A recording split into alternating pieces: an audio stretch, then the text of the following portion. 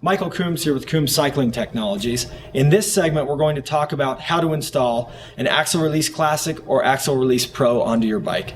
It's very easy. There's two ways to do it, so do what works for you. Obviously, the first thing you're going to do is you're going to remove the nut from one side of the hub.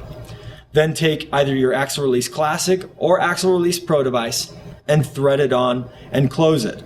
Don't worry too much at this point where it closes. Just you want to get it in a nice secure position, not too loose, not too tight.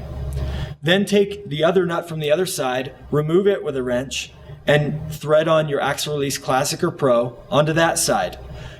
Again, let's not worry too much about where the levers are at this point. Now on the front wheel, your levers, you want the levers to be up against the fork or facing backwards parallel to the ground.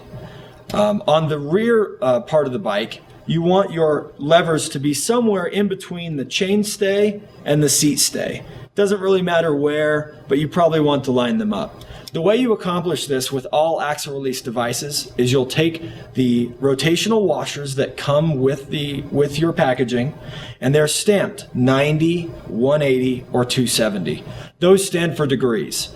So if I need to move one of the levers in a counterclockwise motion 90 degrees, I'm going to select that 90-degree washer.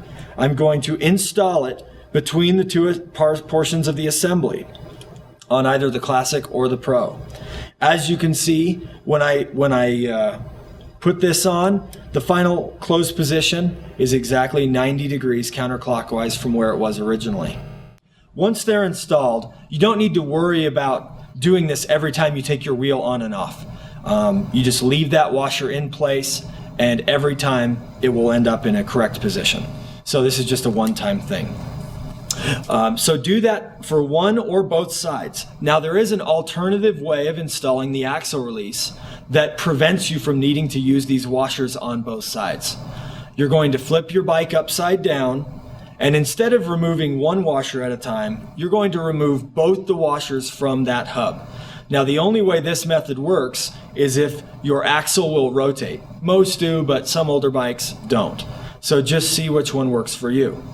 What you'll do in this method is you'll install one side of the axle release. Now instead of closing it in a nice firm position and proceeding to the other side, you're going to see where that ideal position is.